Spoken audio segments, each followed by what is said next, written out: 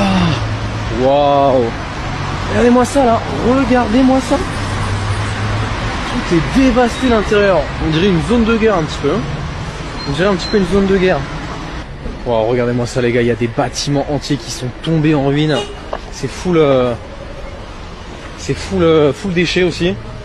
C'est pas une zone très entretenue, mais ça c'est impressionnant là. Toute la zone, on se croirait vraiment en zone de guerre. On va essayer d'aller checker un petit peu tout ça quoi. Oh, wow. C'est impressionnant. Tout a été détruit quoi. Salam. Salam. Ouais, et puis encore des gens qui vivent dedans quoi. J'ai l'impression qu'il y a des vêtements qui sèchent là-haut. Oh ouais, là on est dans une zone. En fait, on passe du coq à l'âne là avec le Oran au centre-ville qui a même pas 200 mètres. Et là on tombe sur des espèces de ruines. C'est impressionnant et triste à la fois en fait. Qu'une si belle ville soit un peu laissée à l'abandon.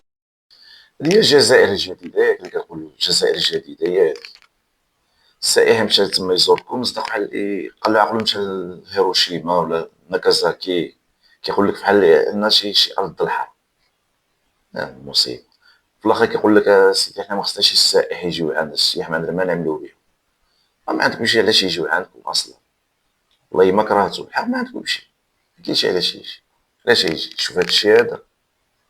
Donc comme ça de ce côté-là, peut-être un quartier un peu plus populaire du coup. Mais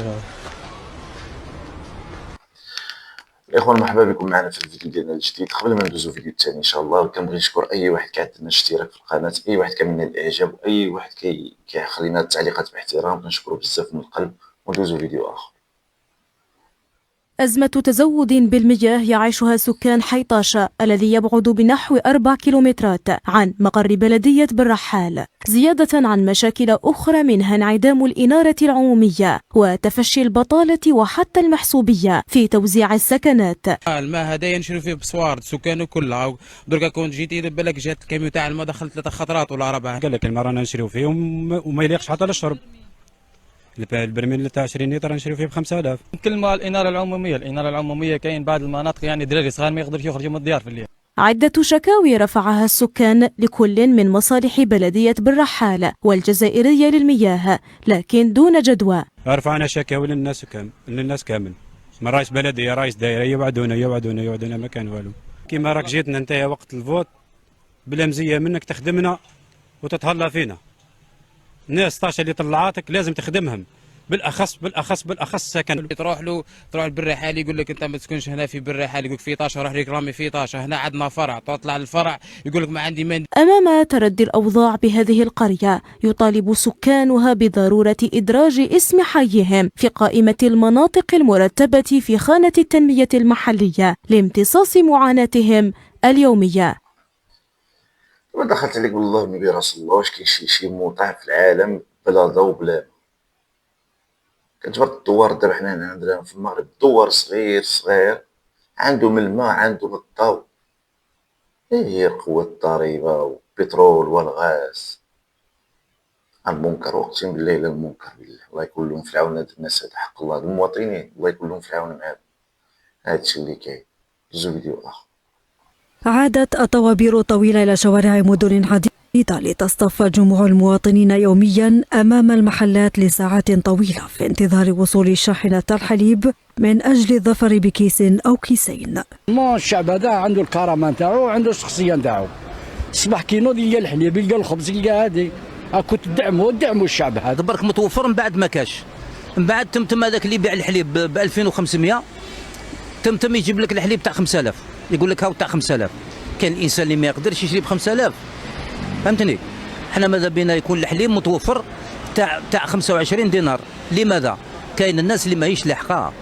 ورغم أن الأزمة المستمرة فقد تباينت الآراء حول هذا الموضوع، فهناك من يعتبرها مفتعلة من قبل دابا كاين ديك مصباح في التعليق يقول لك ما كاينش منها، عاود كيقول لك هادشي في المروك. ها الراي ديالكم. حول هذا الموضوع، فهناك من يعتبرها مفتعلة من قبل أصحاب المصانع. الحليب ما عادش يدخل السوق، عاد يروح صحاب الياورت وصحاب المشتقات. هذا هو البروبليم اللي راه واقع. دونك كاينه جماعه كبيره عندها مصانع. ان الحليب اللي راه موجه للمجتمع والشعب والفرد الضعيف راهو يروح للمؤسسات مقاهي. في حين يرجع الحاج الطاهر بولنوار هذه هي الندرة إلى قرار سابق للحكومة مع مطلع السنة الجارية بالتقليص المسحوق الموجه لإنتاج حليب الأكياس.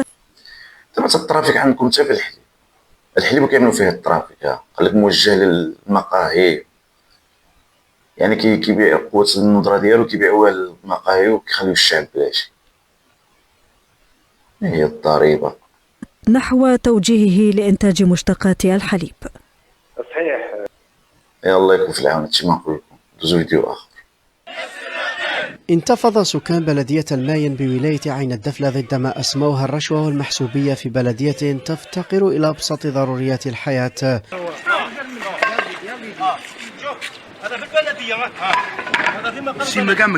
عانت في السابق من ويلات العشرية السوداء وتعاني اليوم من البيروقراطية والتهميش.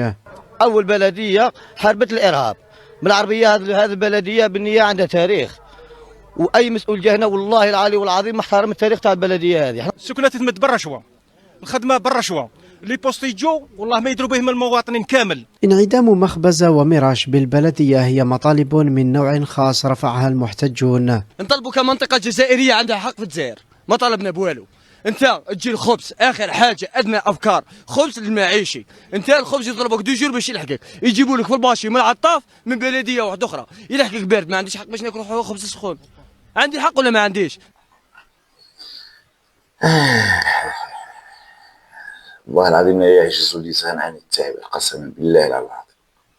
دابا ياخذ الخبزه صاحبي يومين باش كيتوصل بها بالخبز، كتجي له بارده.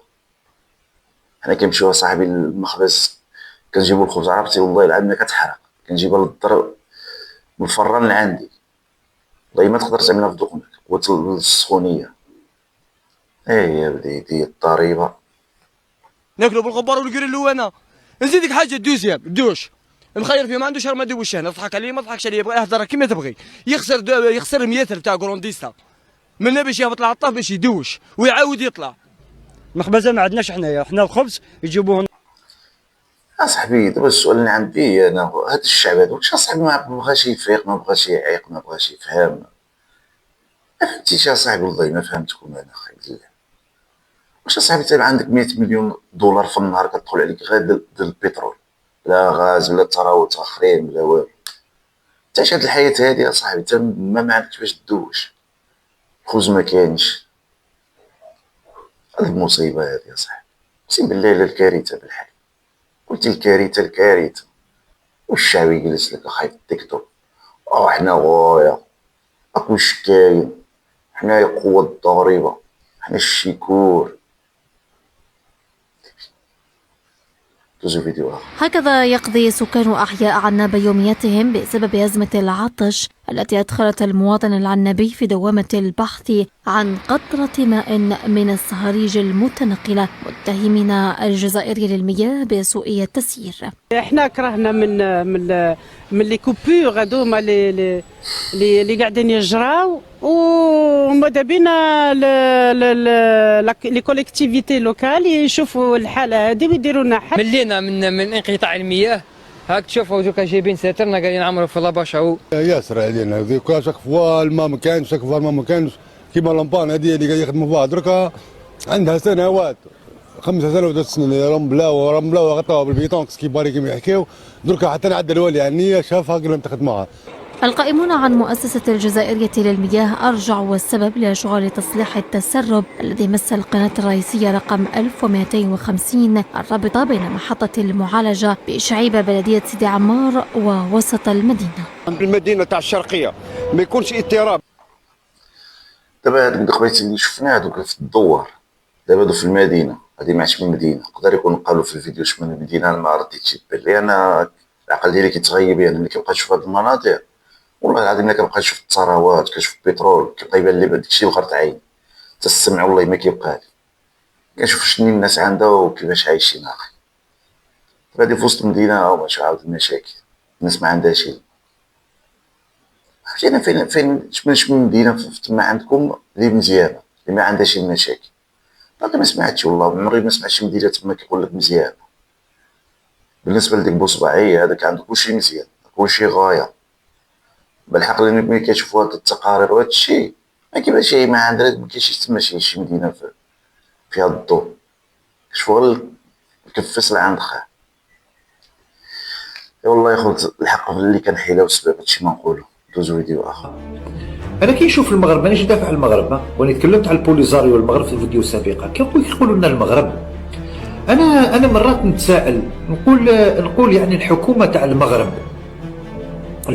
المغرب، المروك كما يقولوا هما، ما عندها لا بترول لا غاز، ما عندهمش ثروات، وعندهم نفس عدد سكان الجزائر 45 مليون ولا 46 مليون ولا مغربي. وكي تروح للمغرب تشوف التطور اللي دايروا المغرب، وتشوف العيشه الحسنه اللي عيشها المغربي، وتشوف طرقات المغرب، وتشوف المنشآت البنيه التحتيه تاع المغرب، وتشوف يعني البناءات في المغرب، وتشوف التطور تاع وسائل النقل في المغرب، وتشوف يعني شواطئ في المغرب، وتشوف الامن والامان في المغرب. والله انا نتساءل بعض الاحيان نقول لو انه الحكومه المغربيه عندها ثروات الجزائر، كيفاش حتكون المغرب هذه؟ حتكون من اقوى الدول. المغرب هذه حتكون من اقوى الدول. هذا الكلام اللي كيقول هذا الجزائري الحر هذا هو اللي كنبغيو نقول لكم حنايا، فهمتي؟ نتوما راه جيراننا وعندنا العلاقه معكم مزيانه، علاقه الاخوه والمحبه، وبغينا نشوفكم مزيانين، بغينا نشوفكم مطورين. دابا نتوما كتشوفوا هاد الاوضاع هادي وكيطلع لك بوصبع كيقول لك حنا نديو كاس العالم، حنا حل المشاكل ديالك عاد مشي لكاس العالم ومشي الناس عايشه في الزيكو، ويقول لك انا ندي كاس العالم، ندي كاس العالم. والله يعدلكم صافي، الله يصوبكم. الاخوه كان معنا هذا هو اخر فيديو، نتلاقاو ان شاء الله في الفيديوهات القادمه. السلام عليكم.